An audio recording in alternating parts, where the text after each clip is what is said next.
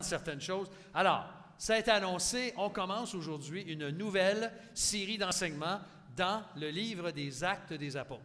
On n'a jamais eu l'occasion de le parcourir et nous allons le faire dans les prochaines semaines et même l'an prochain, je vais vous en reparler tout à l'heure.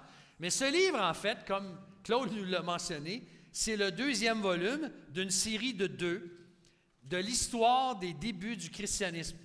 C'est comme ça qu'on sait ce qui s'est passé. Luc, dont on ne connaît pas beaucoup sur son arrière-plan, sinon qu'il était médecin, un collaborateur de Paul, il n'était pas un des 12, c'est lui qui l'a rédigé. Et le titre du livre est apparu probablement, le titre des Actes, il est probablement apparu quelques années après la rédaction de l'Évangile, et il aurait pu avoir comme titre « Les Actes du Saint-Esprit » ou « Les Actes de Jésus par les apôtres » ou « Les Actes de Jésus par l'Esprit dans la vie des apôtres ». Vous pourriez choisir, mais on l'appelle communément le livre des Actes des apôtres. Ce livre-là couvre environ 30 à 35 ans de tous les événements qui se sont produits après l'ascension de Jésus, après sa mort, sa résurrection et son ascension. Il aurait été écrit probablement avant la chute de Jérusalem. En 70, on se souvient, Jérusalem est tombée. Donc, au milieu des années 60 du premier siècle, quand on dit les années 60, il faut le préciser, hein, pour nous qui sommes nés dans les années 40, 50, 60, quand on dit les années 60, c'est les années 60 du premier siècle, pas les années 60, 1960 bien sûr. Alors, de Jérusalem d'abord, de la province de la Judée, de la Samarie, de la Syrie, en passant par plusieurs villes de l'Asie mineure, nous assistons dans les Actes des Apôtres à la propagation de l'Évangile et des églises. Et ceci par toutes sortes d'événements, de discours, surtout par la vie de 2 grands apôtres, hein, le ministère et la vie de 2 grands apôtres, c'est-à-dire l'apôtre Pierre et l'apôtre Paul. Paul occupe une grande place dans les Actes. Alors, on peut diviser ce livre-là en 2 grandes parties, les 12 premiers chapitres et ensuite les chapitres 13 à 28. Les 12 premiers chapitres nous racontent le début de l'Église d'une façon géographique, la propagation, comment l'Évangile s'est répandu. Et là, on arrive à la conversion de Saul de Tarse qui devient l'apôtre Paul. Et là, c'est l'expansion, les voyages missionnaires, jusqu'à Acte 28, où il se présente, où il est en prison et il attend son jugement ou sa comparution devant l'empereur. Alors, cet automne, on n'essaiera pas d'être trop gourmand, on va se contenter de couvrir la première partie. Et quand je dis nous, c'est parce que mon frère Pierre Constant, vous le savez, la plupart d'entre vous, vous le savez, il est docteur en théologie, Pierre. Il enseigne à Toronto, il enseigne au Québec aussi, il enseigne à Ottawa à l'occasion. Pierre est un spécialiste du Nouveau Testament. Et imaginez qu'une de ses spécialités, c'est quoi? C'est le livre de Luc et les Actes. Alors, je ne pouvais pas m'empêcher. Et il m'a proposé aussi de participer. Donc, il va prendre 4 des 10 enseignements que nous allons couvrir d'ici la fin novembre, parce qu'au début décembre, on espère, Dieu voulant, avoir une cérémonie de baptême. Alors, c'est ce qu'on prévoit et on verra la suite. Mais peut-être que tu te poses une question ce matin. Pourquoi une série dans les Actes maintenant? Pourquoi? Pourquoi s'attarder au livre des Actes? Eh bien, par ces 10 enseignements, donc cette première partie, on va chercher ensemble à remettre à l'avant-scène les thèmes de la mission de l'Église, de l'évangélisation, de la formation de disciples. Parce que vous savez que dans notre plan stratégique, c'est ce qu'on veut faire. On remet de l'avant la relève, on remet de l'avant nos enfants, on remet de l'avant tout ce qui touche l'évangélisation, la formation de disciples. Et on a réfléchi en conseil pendant un bon bout de temps, au printemps, et on s'est dit, on n'avait jamais couvert le livre des Actes qui nous encouragerait à justement remettre de l'avant dans la vie de l'Église, mais dans nos vies aussi, la mission de l'Église, l'évangélisation et la formation de disciples. En fait, ce qu'on veut vivre comme Église, ce à quoi le Seigneur nous appelle, c'est quoi? C'est de vivre une saine vie d'Église en nous inspirant du livre des Actes. Et surtout, on ne vous le cache pas, là, un des buts que nous avons, un des objectifs, c'est de nous redonner confiance. Après une pandémie de 2 ans, là, de nous redonner confiance que l'Évangile a la puissance de transformer des vies et nos vies et celles que le Seigneur va toucher. Alors j'espère que ça vous encourage. C'est ça qu'on veut faire. On veut se redonner confiance. On veut nourrir notre confiance, notre foi, que l'Évangile, c'est vraiment une puissance de Dieu pour transformer des vies. Alors le titre que nous proposons pour la série est le suivant. C'est l'Évangile, puissance de Dieu pour sauver, délivrer et transformer quiconque croit en Jésus-Christ. C'est un grand titre, mais ça résume bien comment l'Évangile, dans chacun des chapitres des Actes, vont nous aider à comprendre que nous faisons partie, en fait, d'un grand plan rédempteur de Dieu. Le grand plan rédempteur de Dieu et surtout du progrès de l'Évangile depuis le premier siècle. Il ne faut pas penser que l'Église chrétienne du plateau est apparue comme ça, là. Elle est tombée des nues, là. Elle est dans la continuité de l'œuvre du Seigneur et de l'Esprit de Dieu à travers les siècles, depuis 2000 ans, où l'Église a pris naissance. Et même là, on peut dire que l'Église avait presque pris naissance dans l'Ancien Testament, mais on la voit vraiment dans sa propagation, dans sa croissance, dans les actes des apôtres. Et notre raison d'être comme Église, c'est la mission, c'est d'être une lumière dans ce monde, c'est d'annoncer l'Évangile, c'est d'être un témoin pour Jésus-Christ. Donc, on continue ce qui a commencé dans les Actes depuis 2000 ans. Avez-vous déjà réfléchi à quel point on serait mal pris si on n'avait pas le livre des Actes dans le Nouveau Testament, disponible pour nous? Vous allez vous en rendre compte en l'étudiant avec nous, parce qu'il nous manquerait une source essentielle de l'histoire de l'Église primitive du premier siècle. Il nous manquerait un gros morceau. On ne saurait pas, par exemple, comment le Saint-Esprit a été donné à tout chrétien, comment la Pentecôte a eu lieu, comment l'Église a pris naissance à Jérusalem et s'est répandue en Samarie, dans la Judée, puis jusqu'aux extrémités de la terre de l'époque et encore aujourd'hui. Comment l'Évangile s'est répandu. Imaginez, on ne saurait pas comment celui qui a écrit 13 lettres dans le Nouveau Testament s'est converti. On se demanderait d'où ça sort, ça, les lettres de Paul. Si on n'avait pas les actes, on serait très mal pris. Alors, comment il est devenu l'apôtre des non-juifs et son œuvre par ses voyages missionnaires? Le salut qui a été annoncé par l'ange, en fait, dans Luc chapitre 2. Vous vous rappelez dans Luc, c'est Luc qui nous donne le plus de détails sur la naissance de Jésus. Luc commence par le récit de l'ange qui annonce, pas de l'ange, oui, un des anges qui annonce aux bergers et aux personnages entourant la naissance de Jésus, il leur annonce l'arrivée du salut. Et vous allez à la fin des Actes, et on est devant, avec l'apôtre Paul, qui est à Rome, dans Acte 28, et qui annonce l'Évangile. Alors, ça a commencé à Bethléem, dans Luc 2, puis dans Acte 28, on est rendu à Rome. L'Évangile s'est répandu, s'est répandu, s'est répandu. Donc, aujourd'hui, dans les 14 premiers versets du livre des Actes, on va se pencher sur la promesse et l'attente pour l'expansion ou le progrès de l'Évangile. Comment le Seigneur Jésus a pris ses disciples, il leur a parlé, et comment il leur a demandé d'attendre et de prier pour l'arrivée de la Pentecôte, qu'on va regarder, Dieu voulant, la semaine prochaine avec mon frère Pierre. Alors, on va diviser le texte en 3 parties. Je vais faire référence à Luc, bien sûr, aussi. Mais premièrement, dans le livre, dans les tout premiers versets, versets 1 à 5, on voit que Jésus, après sa résurrection, il promet son esprit. Il promet son esprit à ses disciples.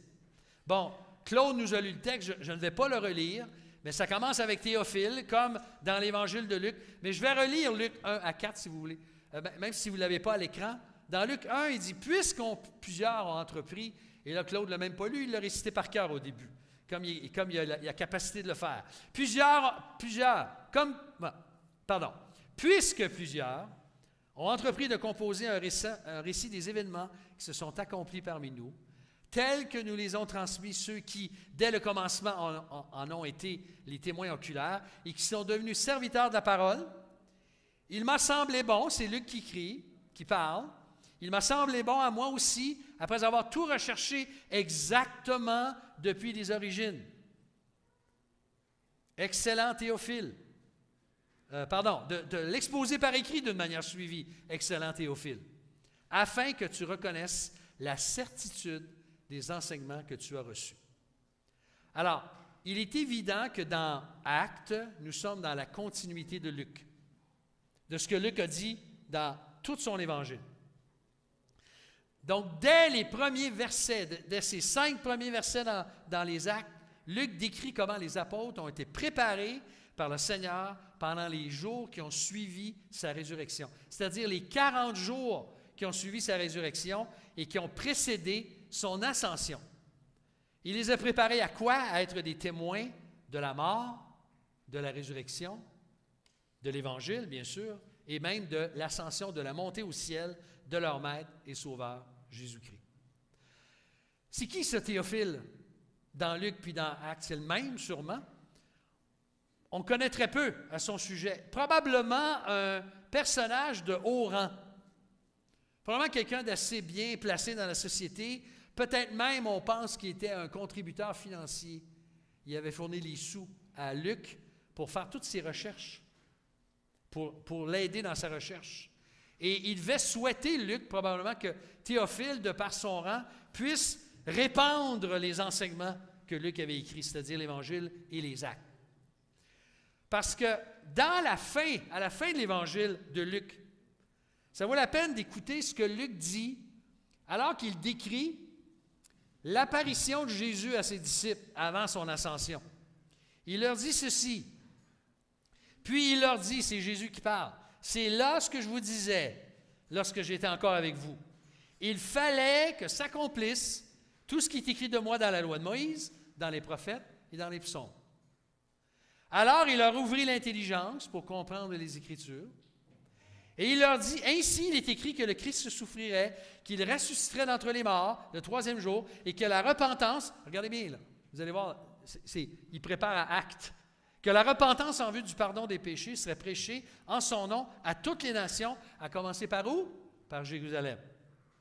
Ça commençait à Jérusalem. Vous en êtes témoins. Et voici, j'enverrai sur vous ce que mon Père a promis. Mais vous, restez dans la ville, c'est-à-dire restez à Jérusalem, jusqu'à ce que vous soyez revêtus de la puissance d'en haut. Alors, le récit dans les Actes, c'est la continuité de la fin de l'Évangile de Luc.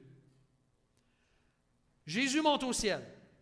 C'est ce qui nous est décrit dans les premiers versets.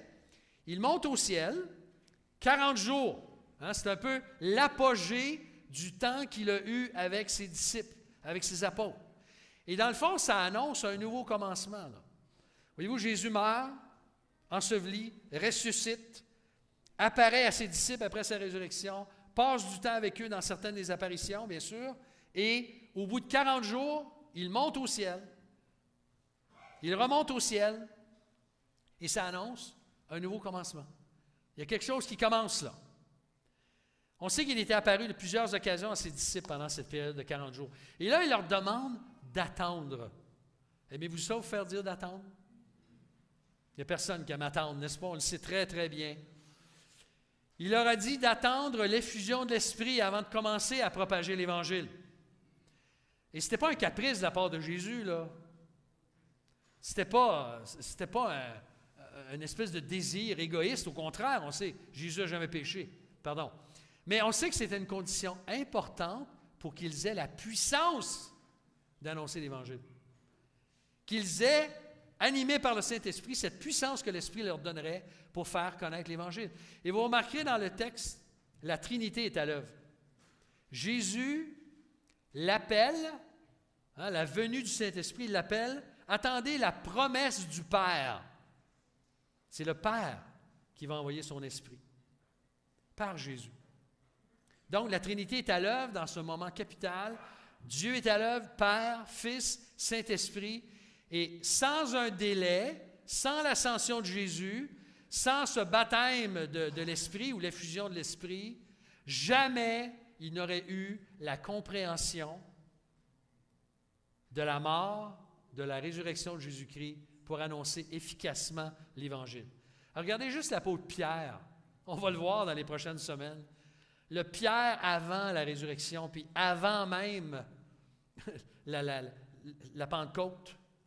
Puis Pierre dans Acte 2, on dirait que c'est plus le même Pierre. Il y a eu la compréhension de l'Évangile, il y a eu, là c'est clair, il peut l'annoncer avec puissance, avec force, et il va le faire au chapitre 2, après la Pentecôte. Et on va voir justement comment ça s'est accompli, ça, au chapitre 2, la semaine prochaine. On ne peut pas tout avoir aujourd'hui, là, on va se concentrer sur ces versets-là.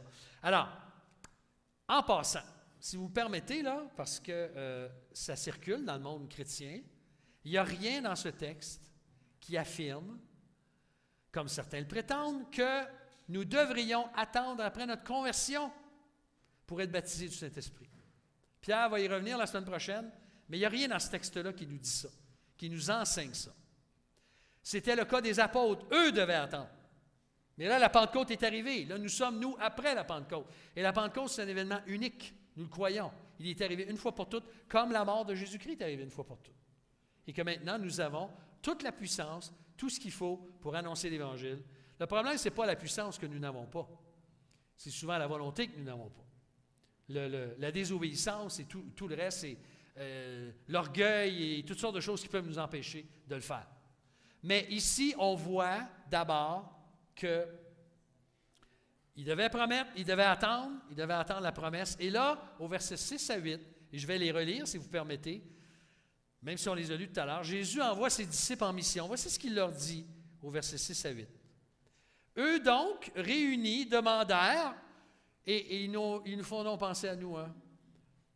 Quand Jésus leur dit, vous allez attendre, et puis vous serez mes témoins, hein, à partir de Jérusalem, partout, il va leur dire. Là, ils demandent, Seigneur, est-ce en ce temps que tu rétabliras le royaume pour Israël? Il leur répondit, ce n'est pas à vous de connaître les temps ou les moments que le Père a fixés de sa propre autorité. Mais vous recevrez une puissance, celle du Saint-Esprit, survenant sur vous. Et vous serez mes témoins à Jérusalem, dans toute la Judée, dans la Samarie et jusqu'aux extrémités de la terre. Je dois vous dire, là, moi, ça me laisse perplexe un petit peu la question des apôtres. Est-ce en ces temps-là que tu rétabliras le royaume pour Israël? J'ai comme l'impression, et je ne peux pas le prouver, mais j'ai comme l'impression que les disciples avaient encore cette conception de quoi? Ou d'un Messie de quel genre? Un Messie politique, un Messie libérateur des Romains, un libérateur qui rétablirait le royaume d'Israël comme il avait déjà été et qui vaincrait les Romains. C'est plutôt cette vision-là qu'ils avaient peut-être encore, plutôt que celle d'un serviteur souffrant. Bien souvent, on voit dans le Nouveau Testament, au début, surtout dans les Évangiles, puis même dans l'Ancien Testament, les Juifs attendaient un Messie politique, un libérateur. Mais Jésus se présente comme un serviteur souffrant. Ésaïe 53 nous le montre. Hein, c'est un serviteur souffrant qui va venir et non pas un libérateur politique. Alors, malgré tous les enseignements que Jésus leur avait donnés, parce qu'on ne doit pas oublier, là, Jésus leur a enseigné beaucoup de choses aux apôtres. Pendant son ministère, probablement aussi pendant les 40 jours qui précédaient son ascension, ils étaient encore curieux de savoir quand l'établissement du royaume renouvelé allait se produire. Quand est-ce que ça allait arriver? Selon toutes les promesses de l'Ancien Testament, quand est-ce qu'Israël serait rétabli? Alors Jésus, dans sa sagesse, leur précise quoi? Que cette information ne leur appartient pas. En québécois, Jésus leur aurait dit, « Ça ne vous regarde pas. Mêle-toi de tes oignons. Mêlez-vous de vos oignons. » Si vous ne connaissez pas cette expression-là, elle ne se traduit pas en anglais. « Mind your own onions. » J'ai jamais entendu ça en anglais, peut-être, mais c'est une expression typiquement idiomatique au Québec, en tout cas, je ne sais pas si on l'a dit en Europe, mais mêle-toi de tes oignons, ça veut dire, ça ne te regarde pas. C'est pas à toi c'est pas à toi de savoir ça. Jésus leur précise quoi? Que cette information, elle est de la prérogative du Père. Même pendant son ministère, Jésus ne savait pas quand est-ce qu'il allait revenir. Il le dit dans son humanité, dans son humiliation. Alors, lui seul, le Père, selon Jésus, connaît les moments de la fin. Et ça, là, pour nous, là, frères et sœurs, en 2022, je le répète, j'en ai déjà parlé souvent, mais c'est une grande leçon qui vivons, nous, dans des jours troublants, troublés, difficiles. Nous sommes, nous aussi, bien sûr, comme chrétiens, en 2022, dans l'attente du retour du Seigneur. On a hâte que le Seigneur revienne, n'est-ce pas? Si vous êtes moindrement là, conscient de ce qui se passe autour de nous, puis l'injustice, puis le mal, puis la débauche, puis on dirait que on regarde les infos, c'est que des mauvaises nouvelles, c'est décourageant. On a hâte que toute chose soit rétablie et que les nouveaux cieux et la nouvelle terre soient créés où la justice va habiter. C'est normal. Mais il y a une chose, par exemple. C'est normal qu'on ait hâte. Mais ce qui est le problème, c'est qu'il y a trop de gens qui passent énormément de temps à vouloir prévoir les dates, les détails de tous les événements entourant la fin des temps. Oui, c'est important de savoir peut-être quand Jésus va revenir, ou pas de savoir, mais c'est important de savoir qu'il va revenir. On est tous clairs là-dessus. C'est très clair pour nous. Mais Jésus leur précise que leur responsabilité, comme la nôtre d'ailleurs, est-ce que c'est de calculer, c'est de passer énormément de temps là-dedans? Oui, il y a une place pour l'étude des événements de la fin, les différentes positions. C'est utile de connaître ça. Mais est-ce que ça devrait nous diviser? Est-ce que ça devrait nous occuper à outrance? Comme si on était tellement occupé à vouloir calculer tous les détails et connaître tous les détails de la fin qu'on oublie l'essentiel, c'est-à-dire de quoi? D'être des témoins, d'être une lumière là où le Seigneur nous place. C'est comme Jésus disait, avant son retour, là, il y a du travail à faire. Il y a du travail à faire pour que les gens entrent dans ce royaume renouvelé. Voyez-vous, dans le contexte, les apôtres voulaient savoir quand est-ce qu'il serait le rétablissement de toutes choses. Jésus dit, avant que le royaume soit rétabli, il y a beaucoup de travail à faire. Les gens doivent entendre l'Évangile, doivent être exposés à l'Évangile et y croire. Et pour pouvoir être ses témoins jusqu'aux extrémités de la terre, il était absolument indispensable que les apôtres attendent l'effusion du Saint-Esprit. C'était essentiel. Ils avaient besoin d'attendre pour recevoir cette puissance qui leur permettrait d'annoncer l'Évangile. Parce que quand on lit la suite des actes, il y en a de l'opposition, il y en a de la persécution, il y en a des moments difficiles. Et dans toute l'histoire, il y en a eu depuis 2000 ans. Il ne faut pas penser qu'on est aujourd'hui, nous autres, on est rejetés par le monde, il n'y a pas de voix pour les chrétiens, il y a juste des voix pour toutes sortes de mouvements dans le monde. Pensez-vous que c'est nouveau, ça? Ça fait 2000 ans que ça dure. On est dans la continuité.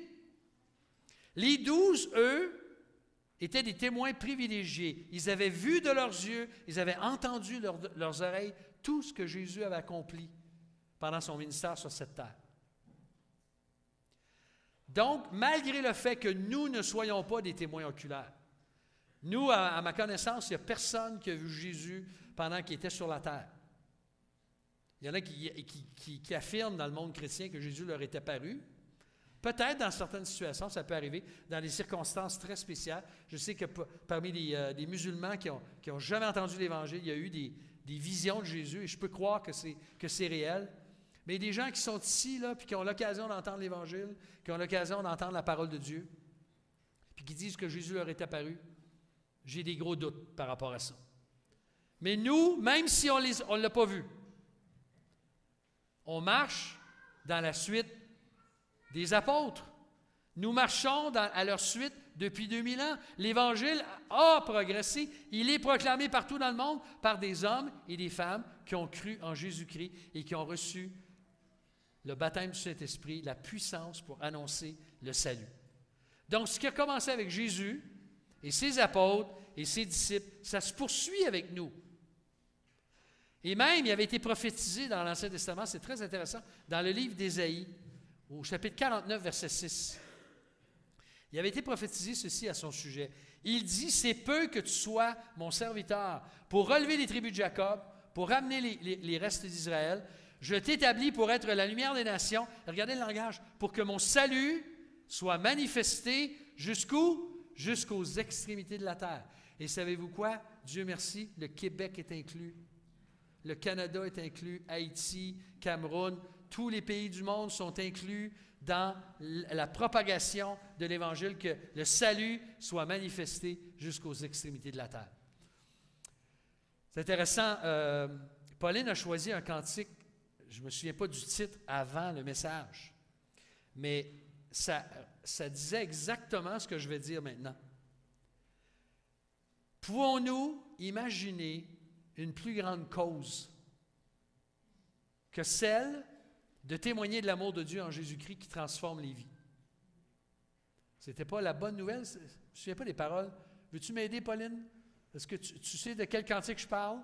Ou je ne suis pas clair, vraiment? Hein?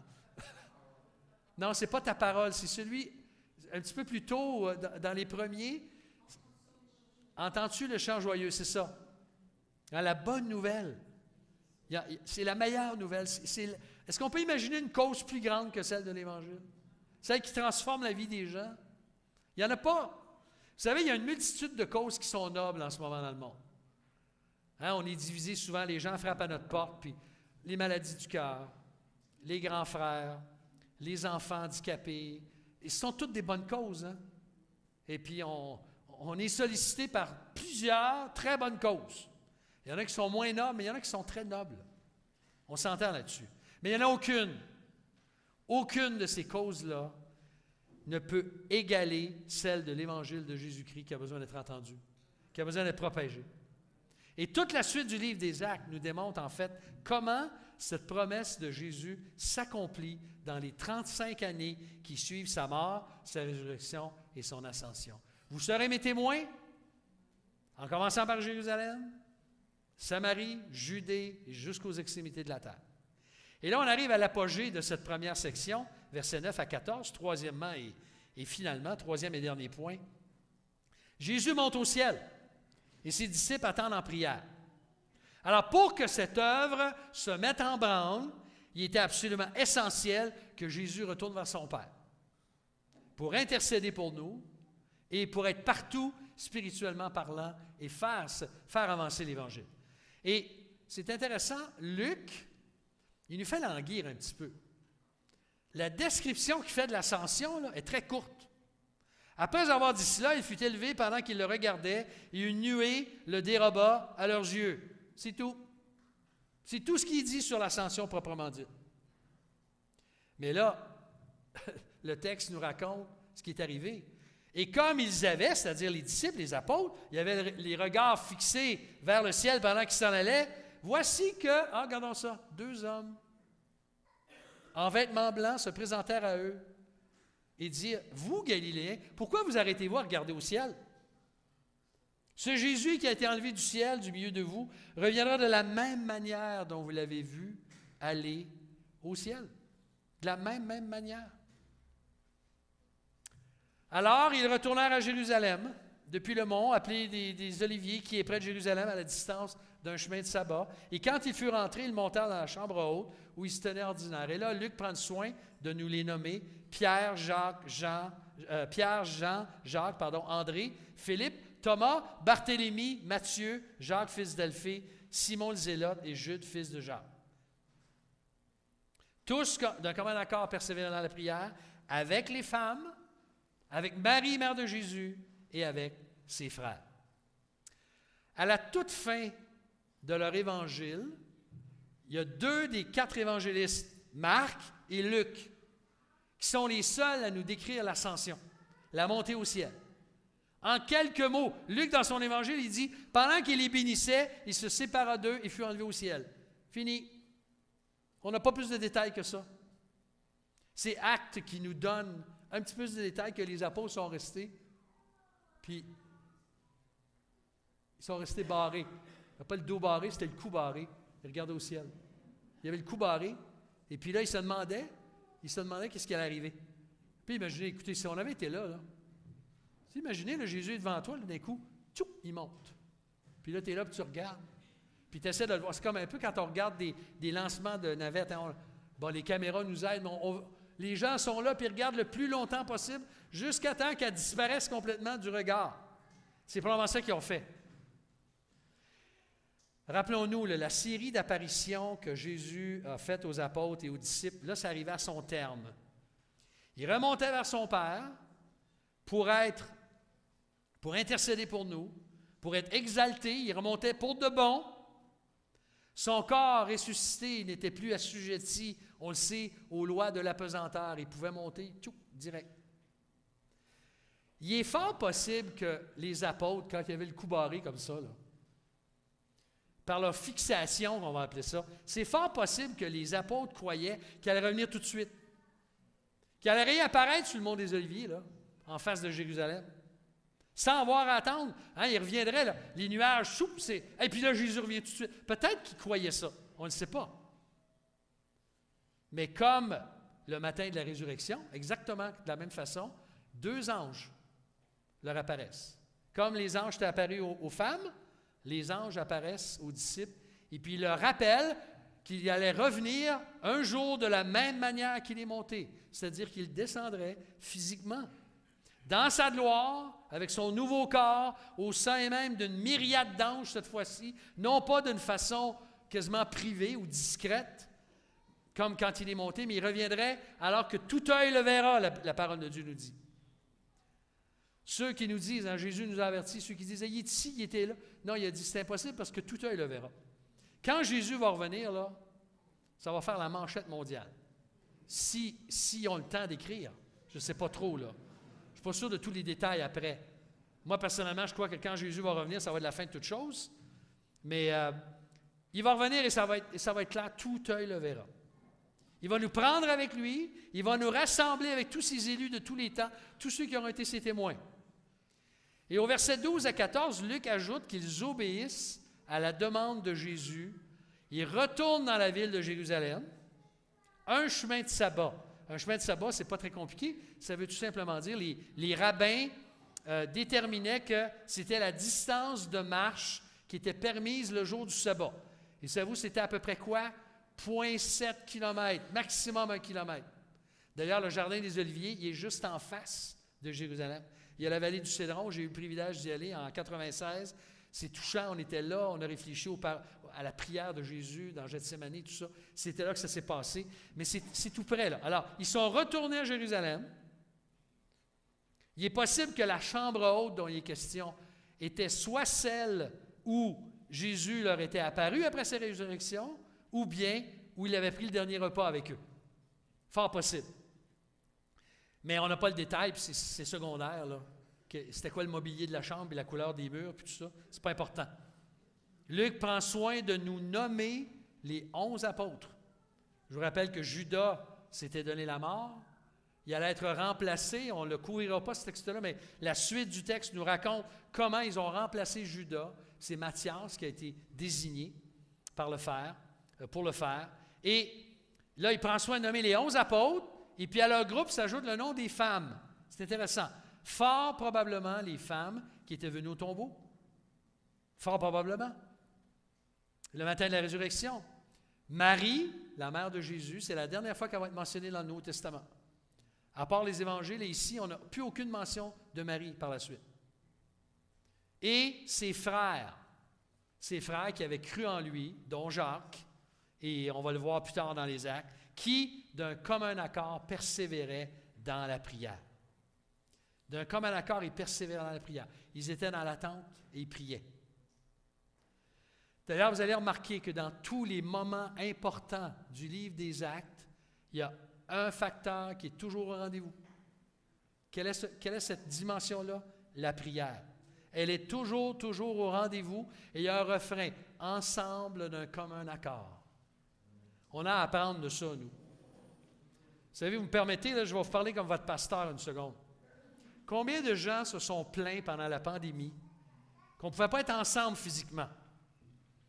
Maintenant qu'on a repris les rencontres en personne, puis-je vous encourager à faire l'effort de mettre votre manteau, d'aller prendre les clés de la voiture, d'embarquer dans la voiture, d'avoir mis de l'essence dans la voiture, de venir, même si c'est une fois par mois, ou une fois ou 2 semaines, ou 3 semaines, de venir avec des frères et des sœurs qui se rencontrent pour prier, pour étudier la parole, de faire l'effort.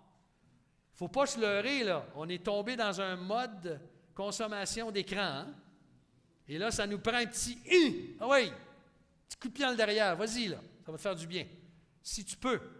Je t'encourage à participer. Hein, on a le suivi des enseignements le mardi sur Zoom pour ceux qui ne peuvent pas. Ça, c'est pour ceux qui ne peuvent pas. Si vous pouvez venir le mercredi soir, venez. Faites un effort d'être ici et de participer en personne. On a été privés un peu, on a vu ce que c'était, mais là, ça nous prend un petit coup. Là, je vais fermer ma parenthèse pastorale et je veux juste vous rappeler que la prière est essentielle. On a besoin de prier. Écoutez, si les disciples privés de la présence de Jésus, ça m'a frappé en pensant ça et en lisant ça, si les disciples qui étaient privés désormais de la présence physique de Jésus ressentaient le besoin de se serrer les coudes puis de chercher la face de Dieu, à plus forte raison, nous. Nous aussi, on a besoin. On a tellement besoin de prier les uns pour les autres, de louer Dieu ensemble, de rendre grâce, de partager nos fardeaux, de nous encourager dans la foi. On vit dans un monde difficile, on le sait, c'est difficile. Et on ne le fera pas tout seul. Je ne connais aucun chrétien dans 45 ans de ministère, frères et sœurs, qui a grandi droitement seul, sans Église, sans communion fraternelle, sans être attaché à d'autres frères et sœurs. On a besoin de ça. On a été créés pour ça. Alors, je vous encourage à peut-être remettre la prière avec d'autres. Peut-être que ça fait longtemps que vous avez prié avec d'autres. Persévérez d'un commun accord, le Seigneur nous dit. Et je vous encourage à le faire avec moi. En conclusion, on a tous hâte que le Seigneur revienne, n'est-ce pas? Combien ici ont hâte que le Seigneur revienne? Certaines journées, j'espère, vous avez tous hâte. Il y en a qui ont levé même 2 mains. C'est bien, Marjorie. Super. Amen. Tu votes pour ceux qui ont... Pas tu votes, mais tu lèves la main pour ceux qui n'ont pas levé la main. On a tous hâte que le Seigneur revienne dans sa gloire selon sa promesse, n'est-ce pas? Mais pour hanter son retour, Pierre même nous dit, il nous donne la recette. Hein? Soyons des témoins. Annonçons les vertus de celui qui nous a appelés à son admirable lumière. Ne demeurons pas des croyants anonymes et silencieux. Et je le sais, c'est coûteux de parler du Seigneur. C'est coûteux de s'afficher. C'est coûteux que le monde, désormais, va savoir que je suis un chrétien. Ah ouais, hein, t'es un de ceux-là, toi. Hein? On ne veut pas ça. On a tellement peur de l'opinion des autres. On pourrait être tenté, nous aussi, de nous asseoir. On va s'asseoir, là, bien confortablement, et de regarder au ciel puis d'attendre que Jésus revienne. Est-ce que c'est à ça que le Seigneur nous appelle? Oh, il nous demande d'attendre, bien sûr. Mais il ne nous demande pas d'attendre passivement. Il nous demande d'attendre en étant actifs, en partageant notre foi, en vivant l'Évangile là où nous sommes, d'être une lumière là où le Seigneur nous a placés. Tu vois, on est bien, hein? On a une vie confortable au Canada. La plupart d'entre nous, je veux dire, on a un toit, on a de la nourriture, on a un emploi, on est occupé, nos enfants sont en santé, mais on ne peut pas se contenter de ça, là. Puis de se contenter de notre billet pour le ciel en attendant que le Seigneur revienne. Non, l'Église ne peut pas demeurer silencieuse parce que c'est à elle que le Seigneur Jésus a confié d'être porteuse de l'Évangile. La puissance de Dieu pour sauver, délivrer, transformer quiconque croit en Jésus-Christ. Rappelle-toi que si tu es venu au Seigneur, c'est parce que quelqu'un t'a parlé. Quelqu'un a eu le courage de t'en parler.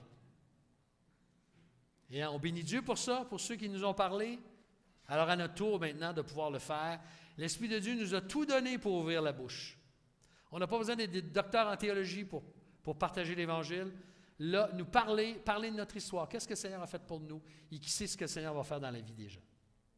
Alors, comptons sur lui.